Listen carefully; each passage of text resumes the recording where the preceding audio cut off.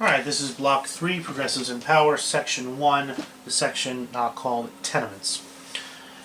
As more and more people poured into these cities to work in the factories, and more immigrants came to the United States for opportunity and to work in these factories, they had to live somewhere. And New York City especially there's not a lot of land in New York City. And without any building codes, because of laissez-faire belief in non-government intervention, urban housing began to sprawl into these enormous tenements. They are apartment buildings that served as housing for poor factory workers. They were often poorly constructed. There was no fire codes. There was no fire escapes. There was no rules about how many windows per floor, how many bathrooms per floor. You can see some photographs. This is the inside of a tenement house. There's basically one room. You can see the beds, the crib, the kitchen right over here.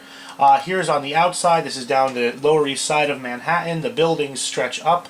And then just the action on the street is incredible because the rooms are so crowded, you just come down and hang out on the street.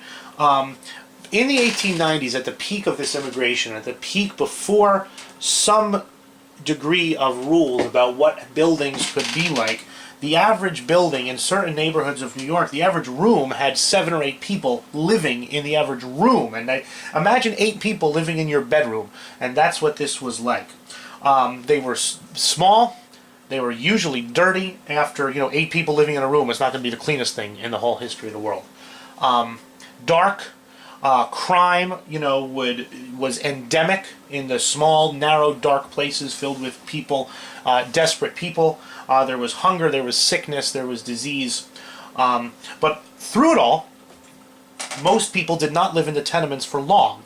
The average person living in one of those tenements down the Lower East Side only lived there for about 5 to 7 years before moving out into slightly better quarters. But tenements were one of the things that the progressives really worked against. They said, this is inhuman. You cannot let human beings live like this. And that was one of the big things that the progressives were against, were these tenement houses.